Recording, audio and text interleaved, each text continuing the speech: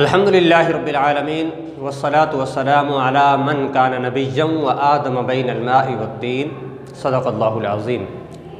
अम्मा बाद फ़अऊज़ु बिल्लाहि मिनश शैतानिर रजीम बिस्मिल्लाहिर रहमानिर रहीम। प्यारे बच्चों, अस्सलामु अलैकुम व रहमतुल्लाहि व बरकातुहू।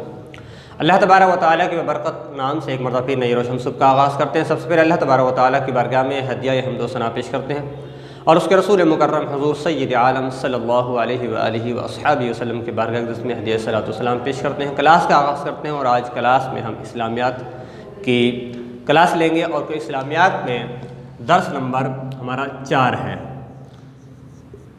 उन्वान हमारा सब्जेक्ट हमारा इस्लामियात, जमात हमारी नाहम और दहम है और दर्स नंबर जिसको आप इंग्लिश में लेक्चर कहते हैं, मुनासिब यह है कि हमें उर्दू की ज़बान को तरवीज देनी चाहिए। तो दर्स नंबर हमारा 4 और हदीस नंबर आज हम आपके सामने जिसकी तौज़ीह हो तशरीह पेश करेंगे वो हदीस नंबर 6 है। हदीस नंबर 6 मेरे साथ आप मिलकर पढ़ेंगे। बिस्मिल्लाहिर्रहमानिर्रहीम। मन अहब्ब लिल्लाहि व अबग़द लिल्लाहि व अअता लिल्लाहि व मनअ लिल्लाहि फ़क़द इस्तकमलल ईमान। एक मरतबा फिर रिपीट कर लेते हैं। मन अहब्ब लिल्लाहि, मन अहब्ब लिल्लाहि व अबग़द लिल्लाहि व अअता लिल्लाहि व मनअ लिल्लाहि फ़क़द इस्तकमलल ईमान, फ़क़द इस्तकमलल ईमान। हदीस शरीफ पे एराब डाल देते हैं। मन अहब्बा लिल्लाहि व अबग़द लिल्लाहि व अअता लिल्लाहि व मनअ लिल्लाहि फ़क़द इस्तकमलल ईमान। हदीस शरीफ का तर्जुमा समाअत कीजिएगा।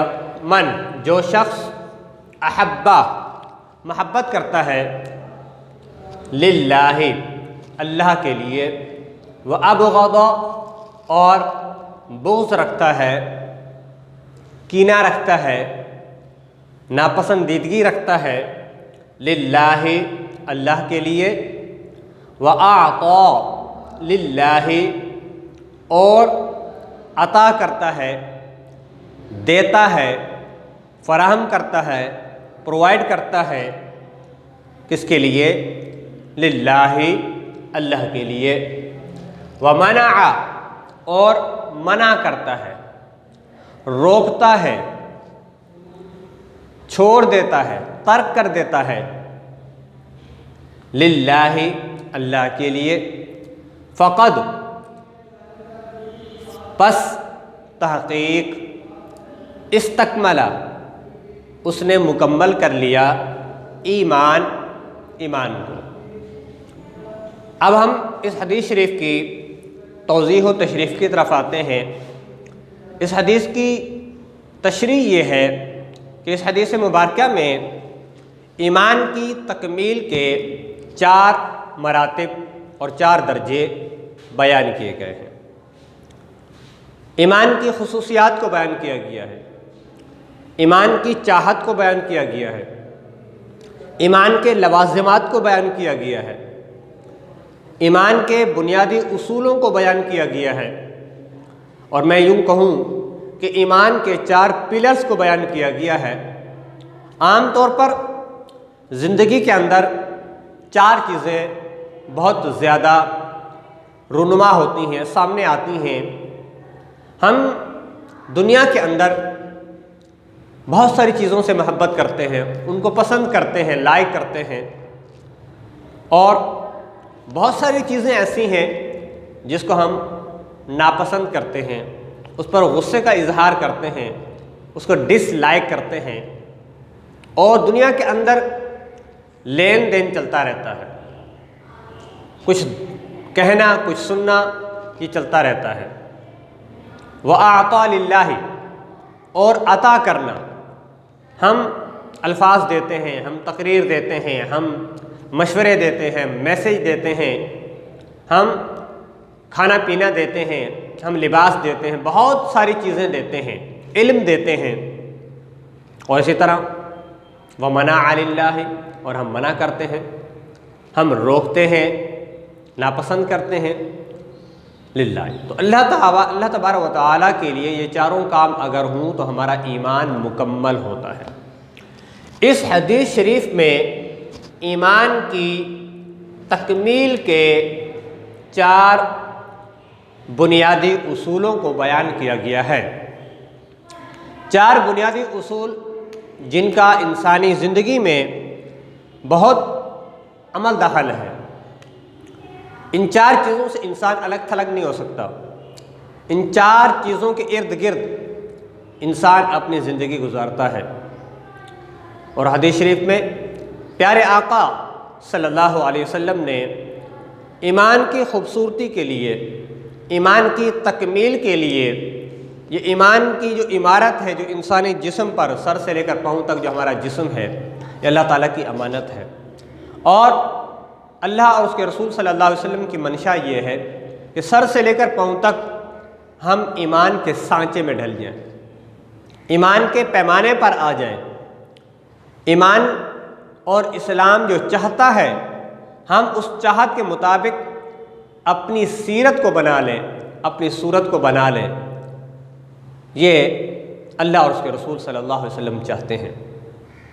इस हदीस शरीफ के अंदर अल्लाह के प्यारे महबूब अलैहिस्सलातु वस्सलाम ने अहले ईमान को, ईमान वालों को, साहिबान ईमान को जो मैसेज दिया है वो ये दिया है कि हम दुनिया के अंदर अगर हम किसी को अता करते हैं, सबसे पहले हम मोहब्बत को ले लेते हैं। इंसान बहुत सारी चीज़ों से मोहब्बत करता है। इंसान को इंसान पसंद आते हैं, इंसान मखलूक़ात से मोहब्बत करता है, इंसान चरिंद परिंद से मोहब्बत करता है, इंसान अल्लाह की निशानियों से मोहब्बत करता है, इंसान अल्लाह के वलियों से मोहब्बत करता है, इंसान अल्लाह के कुरान से मोहब्बत करता है, इंसान अल्लाह के नबियों से मोहब्बत करता है, अल्लाह के फ़रिश्तों से मोहब्बत करता है, अल्लाह की पैदा की हुई मखलूक से मोहब्बत करता है।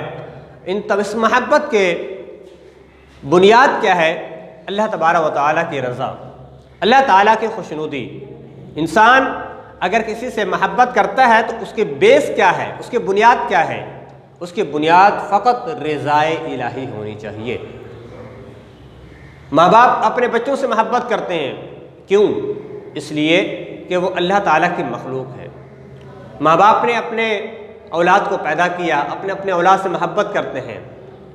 हर शख्स अपनी औलाद से मोहब्बत करता है, लेकिन अगर उसके अंदर नीयत ये है कि हम अल्लाह ताला को राज़ी रखते हैं कि अल्लाह ताला का फरमान है कि अपनी औलाद से मोहब्बत करें, उनकी बेहतर तरबियत करें, उनकी किफ़ालत करें, उनकी सरपरस्ती करें, अल्लाह ताला का हुक्म है। हम चरिंद परिंद से, परिंदों से, हैवानात से मोहब्बत करते हैं, क्यों? कि अल्लाह ताला की मखलूक है, वो हमारे मोहताज हैं, हम उनको खिलाते हैं, पिलाते हैं। अलगर्ज़ कि इंसान जिस चीज़ से भी मोहब्बत करता है, मन अहब्ब लिल्लाह, तो उसकी बेस क्या होनी चाहिए? उसकी बेस मोहब्बत इलाही होनी चाहिए, इसके अलावा नहीं। क्योंकि हदीस शरीफ में आता है कि इन्नमल अअमालु बिन्नियात, का अमाल का दारो मदार नीयतों पर है। इंसान की जैसी नीयत होगी वैसे उसको फल मिलेगा, वैसे उसको अजर व सवाब मिलेगा, वैसे उसको रिज़ल्ट मिलेगा। तो मन अहब्बा लिल्लाही, जो अल्लाह के लिए मोहब्बत करता है, माँ बाप से मोहब्बत करता है, टीचर से मोहब्बत करता है, चरिंद परिंद से मोहब्बत करता है, अल्लाह के नबियों से मोहब्बत करता है, अल्लाह के वलियों से मोहब्बत करता है, दूसरे लोगों से मोहब्बत करता है जो अल्लाह के रास्ते पर चलते हैं, शहीदों से मोहब्बत करता है कि अल्लाह के राह में अपनी जान देते हैं, मुबल्लिगीन से मोहब्बत करता है कि वह अल्लाह के राह में अपना तन मन धन, अपनी ज़िंदगी को वफ़ किए रहते हैं, वो अल्लाह की राह में चलते हैं, इसलिए हम उनसे मोहब्बत करते हैं। तो अगर हमारी ये बेस है और हमारी ये बुनियाद है कि हम अल्लाह की रज़ा हासिल करने के लिए अल्लाह के बंदों से मोहब्बत करते हैं, तो फ़क़द इस्तकमल ईमान, तो ईमान का पहली सीढ़ी, पहली मंजिल को हम पा लेते हैं। नंबर 2, व अबग़द लिल्लाहि, बुग़्ज़ रखना। उर्दू में आप सुनते हैं बुग़्ज़ का मतलब दिल में कीना रखना, गुस्से का इज़हार करना, नफ़रत करना। अगर हम किसी जालिम, किसी जाबिर, किसी नाफरमान, किसी काफिर, किसी मुशरिक, किसी दीन दुश्मन, किसी लिबरल, किसी सेकुलर से अगर हम नफ़रत करते हैं, हम उसको नापसंद करते हैं, हम उसको डिसलाइक करते हैं। बहुत सारे लोग हैं कि जो अल्लाह की नाफरमानियों में ज़िंदगी बसर कर रहे हैं। बहुत सारे लोग ऐसे हैं कि जो इस्लाम को हिट करते हैं, उलमा को नापसंद करते हैं, इस्लाम के ख़िलाफ़, उलमाए इस्लाम के ख़िलाफ़ जहर उगलते हैं और उनके ख़िलाफ़ प्रोपेगेंडा करते हैं, इस्लाम के ख़िलाफ़, उलमाए इस्लाम के ख़िलाफ़, उलमाए हक़ के ख़िलाफ़ प्रोपेगेंडा करते हैं, अपने कालम्स लिखते हैं जी, अपने टीवी प्रोग्राम्स करते हैं। वो लिबरल्स, वो सेकुलर्स, वो दीन बेजार अनासिर, एलिमेंट्स के जो इस्लाम को, जो अल्लाह के दीन को नापसंद करते हैं और अपनी मनचाही ज़िंदगी गुजारना चाहते हैं। अगर हम उनसे नफ़रत करते हैं, हम उनको नापसंद करते हैं, लेकिन बेबुनियाद क्या है? बुनियाद अल्लाह ताला की मोहब्बत है, अल्लाह ताला की रज़ा है। वह अबग़द लिल्लाहि, और अल्लाह के लिए बुग़्ज़ रखा। किससे? अल्लाह के नाफरमानों से, अल्लाह के दुश्मनों से, अल्लाह के नापसंदीदा लोगों से। ऐसा शख्स है कि जो नमाज नहीं पढ़ता, जो माँ बाप पर जुल्म करता है, माँ बाप की नाफरमानी करता है, हम उनको डिसलाइक करते हैं। क्यों? कि अल्लाह ताला का हुक्म है, कि अल्लाह ताला चाहता कि मेरे रास्ते पर चले, सिरात मुस्तकीम पर चले। अल्लाह ताला के इनाम याफ्ता लोगों के, इनाम याफ्ता बंदों के रास्ते पर चले। अल्लाह ताला तो ये चाहता है। अल्लाह ताला चाहता है कि आप सीधे रास्ते पर चले, हिदायत के रास्ते पर चलें। तो हिदायत का रास्ता हमें यही सिखाता है कि अल्लाह के दुश्मनों से मोहब्बत नहीं करनी चाहिए। आमतौर पर आप उर्दू में एक मुहावरा सुनते होंगे कि दोस्त का दोस्त दोस्त होता है और दोस्त का दुश्मन वो भी दुश्मन कहलाता है। अब जो अल्लाह का दोस्त है वो आपका दोस्त, जो अल्लाह का दुश्मन है वो आपका दुश्मन। ये दुनिया का उसूल और मामूल है कि दोस्त का दोस्त दोस्त होता है, दोस्त का दुश्मन दुश्मन होता है। अब एक शख्स है जो आपके माँ बाप का दोस्त है तो आप उससे मोहब्बत करते हैं, उसको लाइक करते हैं जी, उसके इताअत करते हैं। इसी तरह अगर कोई आपके माँ बाप का दुश्मन है, आपके माँ बाप को नापसंद करता है, आपके माँ बाप को तंग करता है, आपके माँ बाप को परेशान करता है, बहुत सारे पड़ोसी ऐसे होते हैं जो आपके माँ बाप को तंग किए हुए होते हैं, हम उनको डिसलाइक करते हैं। तो हमारी मोहब्बत बुनियाद क्या है? वो माँ बाप। तो इसी तरह अगर हम हर मामले में, दुनिया के हर मामले में अगर अल्लाह ताला की रज़ा को सामने रखेंगे, मद्देनज़र रखेंगे और उसी की बुनियाद पर हम किसी से मोहब्बत करते हैं और किसी को डिसलाइक करते हैं, बुग़्ज़ रखते हैं। लिल्लाहि व आता, चौथी चीज़, दो चीज़ें बयान कर दी हमने, और तीसरी चीज़ व आता लिल्लाहि, आता अता करना, देना, इल्म देना है, रोज़ी देना है, रिस्क देना है, पानी पिलाना है, खाना देना है, अच्छा मशवरा देना है, सीधे रास्ते पर चलाना है, किसी को नेकी की दावत देना है, किसी को नमाज की तरफ बुलाना है। व आता लिल्लाहि, अता में सब कुछ आ गया, सब कुछ आ गया, एवरीथिंग। व आता लिल्लाहि, लेकिन उसकी बेस क्या है? अल्लाह ताला की रज़ा। फ़कत नामवरी नहीं, शोहरत नहीं, दिखावा नहीं, रियाकारी नहीं, बल्कि बेस क्या है? लिल्लाहि, अल्लाह के लिए जो कुछ भी अता करते हैं। आप अपने माँ बाप को खिलाते पिलाते, अपने औलाद को खिलाते पिलाते, अल्लाहु अकबर, बीवी को खिलाते पिलाते, उसके अंदर भी आपके लिए सदका है, उसके अंदर भी आपके लिए नेकी है। आप अपने माँ बाप को खिला रहे हैं, अपनी औलाद को खिला रहे हैं, अपनी बीवी को खिला रहे हैं, अपने घर वालों को खिला रहे हैं, अपने दोस्तों को, अपने रिश्तेदारों को खिला रहे हैं, लेकिन उसकी बेस क्या है? बेस अल्लाह ताला का हुक्म है जी। व आता लिल्लाहि, और अल्लाह के लिए अता करता है। और नंबर 4 चीज़ व मना लिल्लाहि, और मना करता है, रोकता है। किसी नाफरमान को हम रोक देते हैं, किसी जालिम का रोक देते हैं। हुजूर अलैहिस्सलातु वस्सलाम ने फरमाया कि तुम अपने मोमिन भाई की मदद करो, चाहे वो जालिम हो या मजलूम हो। सहाबा करम हैरान, पूछा या रसूलल्लाह, मजलूम की मदद करना तो हम जानते हैं, उसकी मदद करना तो समझ में आता है, हम जालिम की मदद कैसे करें? हुजूर ने फरमाया कि जालिम को उसके जुल्म से रोक दो, ये उसकी मदद करना है। क्या हम ऐसा करते हैं? आप अपने गिरबान में देखें, अपने अमाल को जांचें, क्या कभी आपने ऐसा किया कि मजलूम की भी मदद की हो, जालिम की भी मदद की हो। ऐसा आमतौर पर आपको नज़र आता है? नहीं, लेकिन करना चाहिए। जालिम को जुल्म से रोकना चाहिए, ये मजलूम की ज़्यादा मदद है। आप मजलूम का हाथ पकड़ के तो उसको उधर कर लेते हैं, लेकिन जालिम को नहीं रोकते, जालिम को नापसंद नहीं करते, जालिम को डिसलाइक नहीं करते, जालिम के साथ दोस्ती रखे हुए। क्यों भाई? ये तो अल्लाह ताला की मोहब्बत ना हुई ना। वो मुसलसल जुल्म किया जा रहा है, मुसलसल अल्लाह ताला की नाफरमानी किया जा रहा है, उसको रोक दे। ये अल्लाह ताला की मोहब्बत है। एक हदीस शरीफ में आता है कि जब तुम किसी बुराई को देखो तो उसको रोक दो। अगर हाथ से रोक सकते हो तो हाथ से रोक दें, अगर हाथ से रोकने की ताकत नहीं है तो ज़बान से रोक दें, और ज़बान से रोकने की ताकत भी नहीं तो कम से कम दिल में बुरा जाना, ये ईमान का अदना तरीन दर्जा है। हदीस शरीफ भी आपके सामने होनी चाहिए। वमना अलिल्लाहि, और मना करता है, रोकता है, लिल्लाहि, अल्लाह की रज़ा के लिए। तो हुज़ूर सैयद आलम महबूब सरवर आलम सल्लल्लाहु अलैहि वसल्लम ने फरमाया कि फ़क़द इस्तकमलल ईमान, तो बस उसने अपना ईमान मुकम्मल कर लिया। तो इस हदीस शरीफ में ईमान की तकमील के 4 बुनियादी उसूल बयान किए गए हैं। वो 4 बुनियादी उसूल मैं दोबारा आपके सामने दोहरा देता हूँ, रिपीट कर देता हूँ। अल्लाह ताला की रज़ा के लिए मोहब्बत करना, अल्लाह ताला की रज़ा हासिल करने के लिए किसी को नापसंद करना, किसी से बुग़्ज़ रखना, अल्लाह ताला की रज़ा हासिल करने के लिए अता करना, अल्लाह ताला की रज़ा के लिए मना करना। अगर ये 4 चीज़ें आप में पाई जाती हैं और बेस उसके अल्लाह ताला की मोहब्बत है तो आपका ईमान मुकम्मल है। व आखिरु दावाना अल्हम्दुलिल्लाहि रब्बिल आलमीन।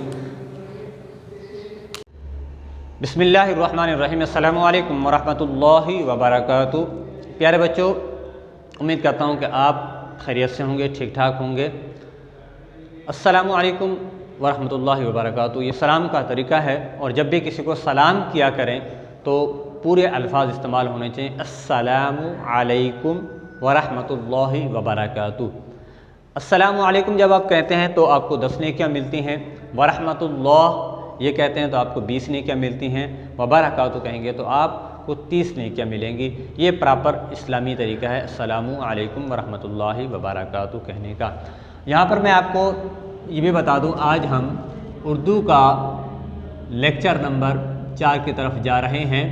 उर्दू जमात नाहम और दाहम, यानी उर्दू का जो सबक है वो क्लास 9 और क्लास 10 दोनों के लिए है। आज का लेक्चर नंबर हमारा 4 है, और लेक्चर नंबर 4 में आज हम बूढ़े काकी के सबक को इंशाअल्लाह आज ख़त्म करेंगे, लेक्चर नंबर 4।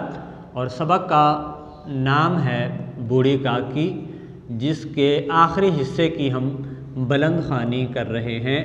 और ये मैं आपको बता चुका हूँ कि ये एक कहानी के तौर पर लिखा गया है। और अफ़साना उस मुख्तसर कहानी को कहा जाता है जिसमें ज़िंदगी के किसी एक पहलू को नुमायाँ किया गया हो, हाईलाइट किया गया हो, या मुआशरे के अंदर जो गलत जज्बात और गलत अंदाज रखे जा रहे हैं, रवा रखे जा रहे हैं, उनकी इस्लाह की कोशिश की जाती है, या उन रवैयों को बेनकाब किया जाता है, आश्कार किया जाता है, उसको हम अफ़साना कहते हैं। तो बूढ़ी काकी एक अफ़साना है जो मुंशी प्रेमचंद ने लिखा है। यह अफ़साना है, इसका सफ़ा नंबर आज हम जिसकी हम बुलंद ख़ानी करेंगे वो है 63 और 64। 63 और 64 ये इसकी बुलंद ख़ानी होगी। इसका बहुत सारा हिस्सा हम कर चुके हैं और थोड़ा सा हिस्सा इंशाल्लाह बाकी है। यहाँ पर अब हम मुश्किल अल्फाज मानी लिखेंगे आपके लिए, मुश्किल अल्फाज मानी। जी, तो मैं अर्ज़ ये कर रहा था कि अस्सलामु अलैकुम वरहमतुल्लाहि वबरकातुहू, लेकिन बाज़ लोगों की ज़ुबान से आपने सुना होगा कि वो जल्दी में सलालैकुम भी कह देते हैं, अस्सलामुअलैकुम भी कहते हैं, सामुअलैकुम भी कहते हैं। मतलब कहने का ये है कि अस्सलामु अलैकुम के अलावा जो भी लफ्ज़ बोला जाए वो सही नहीं है। सिर्फ़ और सिर्फ सलामुन अलैकुम की किसी हद तक गुंजाइश मौजूद है कि सलामुन का लफ्ज़ जो है वो कुरान पाक में इस्तेमाल हुआ है। इसी तरह इसका जवाब देने के वालैकुमुस्सलाम वरहमतुल्लाहि वबरकातुहू, और ये एक दुआइया जुमला है।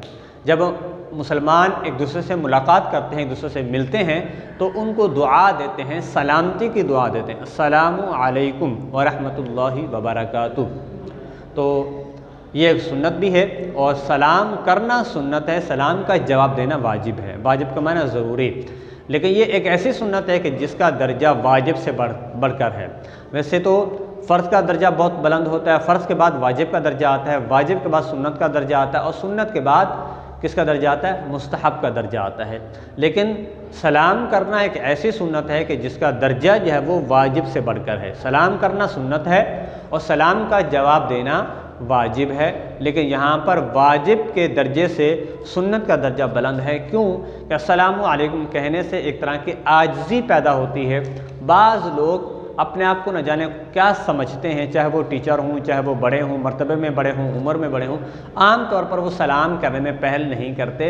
उनके दिमाग में, उनके जहन में होता है कि छोटों को सलाम करना चाहिए, छोटों का हक फ़र्ज़ है कि वो सलाम करें। ऐसा कुछ भी नहीं है, बल्कि बड़े हों या छोटे हों, जो सलाम में पहल करेगा वो अजर पाएगा, वो सवाब पाएगा, और वो गुरूर और तकब्बुर से बाहर आएगा, आजिज़ी की तरफ जाएगा। बहरहाल ये जो आपके लिए एक तरबियत की बात हो गई।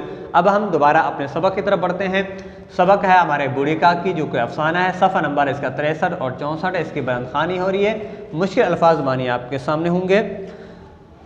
ऐन उसी वक्त रूपा की आंख खुली कि जब उसने देखा कि बूढ़ी काकी और लाडली जो है वो खाने के पूरियों के रेज़े चुन चुन के वो बूढ़ी काकी खा रही है, तो उसी वक्त जो है, ऐन उसी वक्त जो है वो रूपा की आंख खुली। उसे मालूम हुआ कि लाडली मेरे पास नहीं है। तो आमतौर पे छोटे बच्चे, बहुत ज़्यादा छोटे बच्चे, जो मासूम बच्चे होते हैं, वो आमतौर पर माँ बाप के साथ सो जाते हैं। तो रूपा ने देखा कि लाडली मेरे पास नहीं है, चौंकी, हैरान हुई। चौंकी का माना हैरान हुई, चौंकना, चौंकी, हैरान हुई।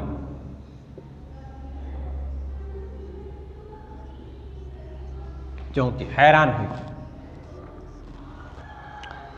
चारपाई के इधर उधर ताकने लगी, देखने लगी। ताकने का माना देखना, झांकना, कि कहीं लड़की नीचे तो नहीं गिरी। उसे वहाँ ना पाकर वो उठ बैठी तो क्या देखती है कि लाडली झूठे पतल्लों के पास चुपचाप खड़ी है और बूढ़ी काकी पतल्लों पर से पूरियों के टुकड़े उठा कर खा रही है। रूपा का कलेजा सुन सा हो गया। सुन का माना स्टॉप हो जाना, और लफ्ज़ इसका मुरादी माना है उसको शदीद सदमा पहुंचा।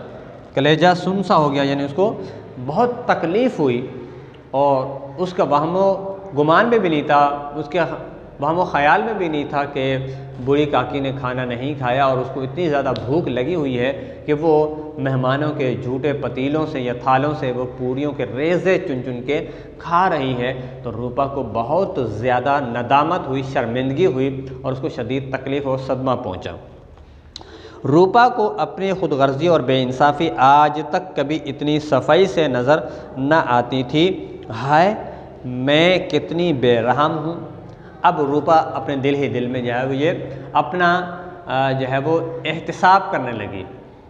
एहतिसाब का माना होता है अपने ख़यालात का, अपने किरदार का, अपने मामूलात का और अपने अमल का जायज़ा लेना। अब वो अपना एहतिसाब करने लगी कि मैं कितनी खुदगर्ज़ हूँ, कि मैं उस पर कितना जुल्म कर रही थी, बूढ़ी काकी पर कितनी बेरहम हूँ, कितनी जालिम हूँ। बेरहम का माना जालिम, बेरहम हूँ, जिसकी जायदाद से मुझे 200 रुपये साल की आमदनी हो रही है, उसकी ये दुर्गत और मेरे कारण। दुर्गत का माना होता है मुसीबत। दुर्गत, दुर्गत का माना हालत, मुसीबत, मुश्किल।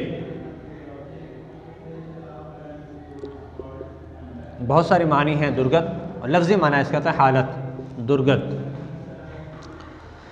उसकी ये दुर्गत और मेरे कारण। कारण जो है वो हिंदी का लफ्ज़ है, और इसका माना होता है कारण। कारण का माना वजह, सबब, यानी उसको मेरी वजह से उसको इतनी उसको तकलीफ़ हुई, उसको मुसीबत में है। मुझसे बड़ा भारी गुनाह हुआ है। आज मेरे बेटे का तिलक था, सैकड़ों आदमियों ने खाना खाया, मैं उनके इशारे की ग़ुलाम बनी हुई थी। अपने नाम के लिए अपनी बड़ाई के लिए सैकड़ों रुपए खर्च कर दिए, लेकिन जिसकी बदौलत हज़ारों रुपए खाए उसे इस तकरीब के दिन भी पेट भरकर खाना ना दे सकी, महज इसलिए ना कि वो बुढ़िया है, बेकस है, बेज़ुबान है। तो रूपा ने अपने आप का एक एहतसाब किया, अपने अमल का जायज़ा लिया, अपने आप को टटोला कि वो कहाँ गलती कर रही है। तो उसको सारी बातें उसके जहन में खुद ब खुद आ गई कि बूढ़ी काकी ही है कि जिसने अपनी जायदाद उसके शौहर बुधराम के नाम की और उसी जायदाद की वजह से उसको सालाना 150 से 200 रुपए की आमदनी हो रही है, और घर के अंदर जो भी खुशहाली है वो बूढ़ी काकी की वजह से है। और उसके बावजूद बूढ़ी काकी के साथ ये नाइंसाफ़ी और ये जुल्म हो रहा है कि उसको पेट भरकर खाना भी नहीं दिया जा रहा। मेहमान खाकर जा चुके हैं, सब लोग घर वालों ने खाना खा लिया है, और लेकिन जिसकी वजह से ये सारा एहतमाम किया गया, ये सारा इंतज़ाम किया गया, घर के अंदर खुशहाली आई, बेटे की खुशी का एहतमाम इंतज़ाम किया गया, लेकिन उसके बावजूद बूढ़ी काकी को कुछ न मिला। तो वो अपने आमाल का जायज़ा लेने लगी, एहतसाब करने लगी, हिसाब किताब करने लगी कि उससे तो बहुत ज़्यादा बड़ा भारी गुनाह हुआ है, उससे बहुत गलती हुई है। तो वो अपने आप का इस तरह जो है वो एहतसाब कर रही थी। हमें भी चाहिए कि हम अपने आमाल का एहतसाब करें और हमें सोचें कि हमारे माँ बाप जो हमारा हर तरह का ख़याल करते हैं, हमारे जज्बात का एहतराम करते हैं, हमारी ख्वाहिशात को, हमारे ज़िद को पूरा करते हैं, हमें खिलाते हैं, पिलाते हैं, पहनाते हैं, जी हमें हर दुनिया के हर आसाइश पहुंचाते हैं, तो हम अपने माँ बाप का कितना ख्याल करते हैं। जिन माँ बाप की वजह से हमारी ज़िंदगी अच्छी गुजर रही है, क्या हम अपने उन माँ बाप को खुश भी रखते हैं? क्या हम उन माँ बाप की इताअत भी करते हैं? क्या हम अपने माँ बाप के जज्बात का एहतराम भी करते हैं, उनकी फ़ीलिंग को भी महसूस करते हैं कि वो हमारे मुतालिक क्या सोचते हैं, उनके क्या जज्बात हैं, वो क्या सोच रखते हैं? तो हमें ये सोचना चाहिए, हम अपने किरदार का, हमें अपने गिरबान में झांकना चाहिए, हमने अपने अमल का एहतसाब करना होगा, हमें अपने अमल का हिसाब किताब रखना होगा कि हम अपने माँ बाप को क्या दे रहे हैं। माँ बाप हमारी तालीम का, हमारी तरबियत का, हमारे खाने पीने का जो एहतमाम कर रहे हैं, तो बदले में हम अपने माँ बाप को क्या दे रहे हैं? जिनकी वजह से हमारी ज़िंदगी अच्छी हो रही है, हमारी दुनिया अच्छी गुजर रही है, तो हम उनको क्या दे रहे हैं? तो प्यारे बच्चों, ये दुनिया अदले का बदला, ये मुकाफ़ात अमल है। आज आप अपने माँ बाप के साथ, अपने बुज़ुर्गों के साथ जो कुछ कर रहे हैं, यही कुछ आपके साथ भी होगा। आपकी औलाद, आपके छोटे, आपके मातात आपके साथ वैसा ही सलूक करेंगे जो आज आप अपने माँ बाप के साथ, अपने बुज़ुर्गों के साथ, अपने बड़ों के साथ, अपने टीचर के साथ जो कुछ आप कर रहे हैं, तो कल आपके साथ भी ऐसा ही होगा। अपने कल के लिए आप तैयार रहें। यह नहीं है कि आप ऐसे छूट जाएंगे, नहीं, आपको अपने हर अमल का हिसाब देना होगा, जवाब देना होगा। तो आप अपने आप को इसके लिए तैयार रखें। जी, उसने चिराग जलाया, चिराग का माना लालटेन या दिया, उसको जलाया क्योंकि अंधेरा था, रोशनी तो थी नहीं, लाइट तो थी नहीं, वहाँ बिजली तो थी नहीं, तो उसने लालटेन, दिया भी कहते हैं उसको, चिराग भी कहते हैं उसको जलाया। अपने भंडारे का दरवाज़ा खोला और एक थाली में खाने की सब चीज़ें सजाकर लिए हुई बूढ़ी काकी की तरफ चली। भंडारा, भंडारा किसको कहते हैं? भंडारा दो मानों में इस्तेमाल होता है। भंडारा, भंडारा बावर्ची खाने को भी कह सकते हैं कि जहाँ पर चीज़ें बनती हैं, बावर्ची खाना या खाने की चीज़ें रखी जाती हैं। और दूसरा माना इसको हम स्टोर भी कह सकते हैं। आजकल की ज़बान में हम उसको कहते हैं किचन, किचन को भी कह सकते हैं। तो वो अपने किचन में गई, अपने बावर्ची खाने में गई जहाँ पर खाना वगैरह तैयार किया जाता है या खाने का सामान रखा जाता है। तो वहाँ पर गए और सब चीज़ें एक थाल में सजाकर अच्छी तरह रखकर वो बूढ़ी काकी की तरफ वापस आई। आधी रात हो चुकी थी, आसमान पर तारों के थाल सजे हुए थे, यानी कि इतने ज़्यादा तादाद में तारे थे कि जैसे वो एक थाल के अंदर जो है वो चीज़ें रखी हुई ऐसे मालूम हो रहे थे। और उन पर बैठे हुए फरिश्ते बहिश्ती नेमतें सजा रहे थे। बहिश्ती का माना जन्नती, जन्नत के जो खाने पीने हैं, जन्नत का जो सामान है, जन्नत की जो नेमत हैं वो सजा रहे हैं। वो अपने ख्वाब ख़याल में वो ये सोच रही है, और लेकिन उनमें किसी को वो मसरत हासिल ना हो सकती थी जो बूढ़ी काकी को अपने सामने थाल देखकर हुई। रूपा ने रिकत आमेज़ लहजे में कहा। रिकत आमेज़ का माना होता है नरमी वाले अंदाज में या दुख भरे अंदाज में, कि जिसके अंदर दुख भरा हुआ हो, गम भरा हुआ हो, उसको हम कहते हैं रिकत। काकी उठो। अब रूपा ने बूढ़ी काकी से कहा। अब उसका रवैया बिल्कुल चेंज हो गया, बिल्कुल तब्दील हो गया। अब वो पहली वाली रूपा नहीं रही। जब उसने देखा कि उसकी वजह से बूढ़ी काकी पर बहुत ज़्यादा जुल्म हुआ है, उसको खाना भी नहीं मिला और वो उसकी वजह से मुसीबत में आई हुई है, तो अब उसने प्यार भरे अंदाज में, यानी यूँ कह लीजिए कि बूढ़ी काकी को मनाने के लिए उसने ये अल्फाज इस्तेमाल किए। अब अल्फाज क्या इस्तेमाल किए? काकी उठो, खाना खा लो, मुझसे आज बड़ी भूल हुई, उसका बुरा ना मानना, परमात्मा से दुआ करो कि मेरी ख़ता मुआफ़ कर दे। परमात्मा कहते हैं खुदा को, परमात्मा भगवान, लफ्ज़ी माना खुदा और यहाँ पर भगवान के मानों में है। यानी रूपा ने बूढ़ी काकी से कहा कि बुज़ुर्ग आमतौर पर दुआ करते हैं, तो उसने दुआ के लिए कहा कि परमात्मा से दुआ करो, भूले भाले बच्चे की तरह जो मिठाइयाँ पाकर मार और घुरकियाँ सब भूल जाती। घुरकियाँ का माना डांट। बूढ़ी काकी बैठी हुई खाना खा रही थी, उनके एक एक रुएं से सच्ची दुआएं निकल रही थीं और रूपा बैठी ये रूहानी नज़ारा देख रही थी। रुएं का माना होता है हिस्सा, जिस्म का हिस्सा या बाल। अब उसने जब उसको खाना दे दिया बूढ़ी काकी को, तो बूढ़ी काकी इतनी खुश थी कि उसके जिस्म के एक एक अंग से, उसके आँखों से, उसके चेहरे से, उसके हाथों से, उसके पाँव से, उसके जिस्म से जब वो खुशी का इजहार हो रहा था और वो बहुत खुश थी, इसलिए कि उसको अब पेट भरकर खाना भी मिल रहा है। रूपा अपने रवैये पर नादिम भी है, शर्मिंदा भी है और उससे सॉरी कर रही है, माजरत कर रही है। इसलिए अब जो है वो बूढ़ी काकी बहुत ज़्यादा खुशी का इजहार कर रही है और ये खुशी जो है वो रूपा को भी नज़र आ रही है। ठीक है प्यारे बच्चों, अब हमारा ये सबक जो है बुलंद खानी ख़त्म हो चुकी है। इसके अल्फाज मानी आप समझ चुके हैं। फिर भी अगर आपको कोई लफ्ज़, कोई जुमला समझ में ना आया हो तो आप पूछ सकते हैं, मैं आपको बताने का पाबंद हूँ। आपका पूछना फ़र्ज़ है, मेरा बताना फ़र्ज़ है। अस्सलामु अलैकुम व रहमतुल्लाहि व बरकातुहू।